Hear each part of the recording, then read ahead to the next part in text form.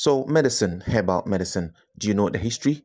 It's good to be here because today we're telling you the history of medicine. My name is Israel Mensagota, and this is Good Living Ghana. Hippocrates, known as the father of modern medicine, was, so far as we know, the first man who practiced medicine as an art. We find that he believed in natural healing and left many things to the effort of nature.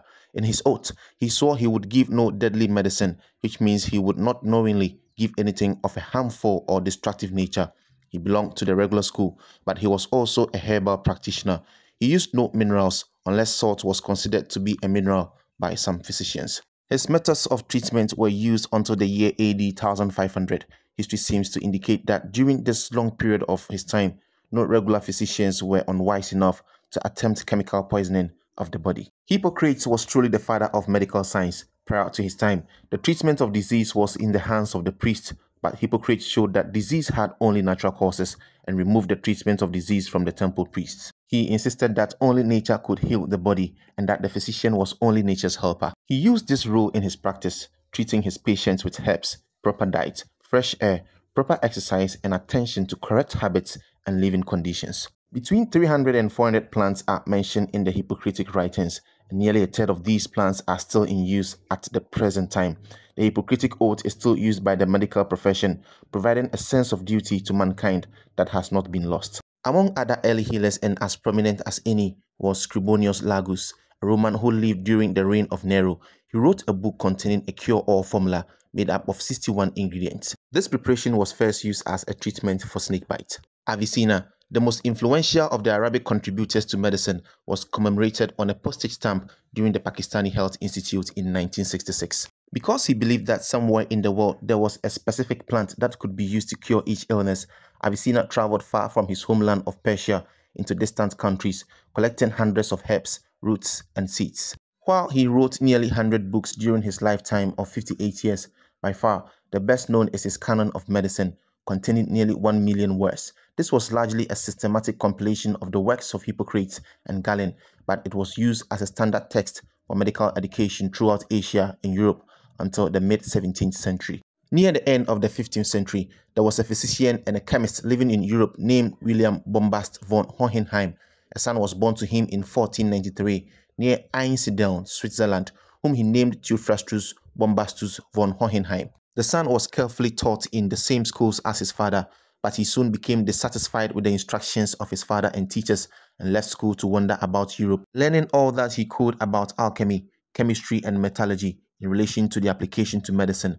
He finally went back to work in the mines of Tyrol. There he saw minerals purified by the action of other minerals, and he conceived the idea of purifying the human body in the same manner. He began using minerals to treat his patients, but kept no record of these experiments. He was one of the first men, while making a profession of practicing medicine, to give mercury to his patients. He used it in large and small doses, at least 2,000 years earlier. However, history tells us that the Chinese were using mercury to treat ulcers.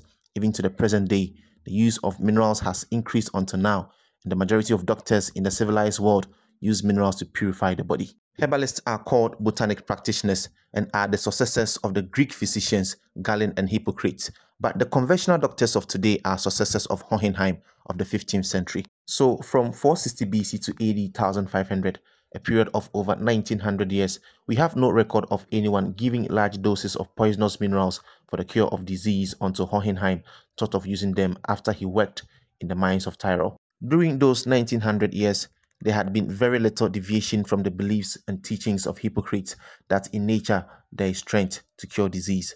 From 1526 to 1528, Hohenheim lectured at the University of Basel, but was dismissed because of his refusal to accept time-honored traditions. It is stated that he publicly burnt all the books of Galen and Hippocrates, threw aside all of their ideas, and instead went in for chemically purifying the body by the use of chemicals. So several stories are told to account for his death in Salzburg, Austria, where he was living at the time.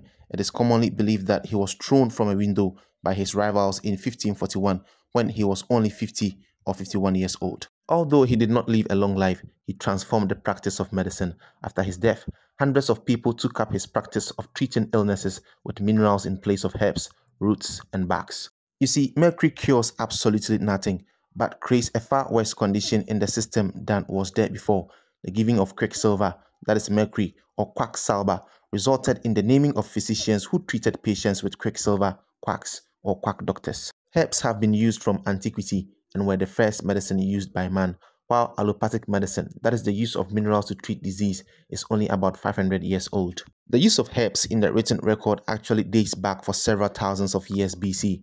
The Chinese, Sumerians and Egyptians all used plants for medicinal purposes. The painstaking work of deciphering Egyptian papyri has shown that probably 1/3 of the medicinal plants and herbs listed in a modern pharmacopoeia were known and used by the Egyptians. Among these are garlic, flaxseed, fennel, juniper, onion, to name but a few.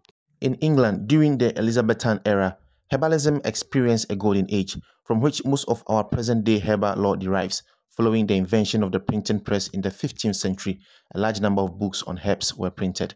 In 1551, William Turner published his new herbal with detailed illustrations of a variety of medicinal plants, and this initiated a renaissance in herbalism. And there came Samuel Thompson in 1769 and Dr. Curtis of Cincinnati. For centuries, the American Indians as well as natives of other countries have used all kinds of herbs, roots, and barks in the healing art, and they are still using them today. But during this same time, the orthodox medical establishments in Europe and America were moving farther away from natural methods of healing and relying more on chemicals, leeches, and bloodletting. So what is the point here? All that we're trying to tell you is that medicine didn't start with these orthodox drugs. Yes, they started with natural remedies. And by saying that, stay glued to Good Living Ghana, because we have more for you. We are going to redefine your health, make you understand your body, and enable you heal yourself at home.